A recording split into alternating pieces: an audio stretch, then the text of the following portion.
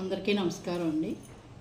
ఇప్పుడున్న జనరేషన్ ఎలా ఉన్నారంటే బంధాలకు విలువ ఇవ్వకుండా చిన్న చిన్న వాటికి పెద్ద పెద్ద గొడవలు చేసేసుకుని ఇల్లుని ఈదులో పెట్టేసుకుని నలుగురికి తెలిసేలాగా ప్రవర్తిస్తున్నారు.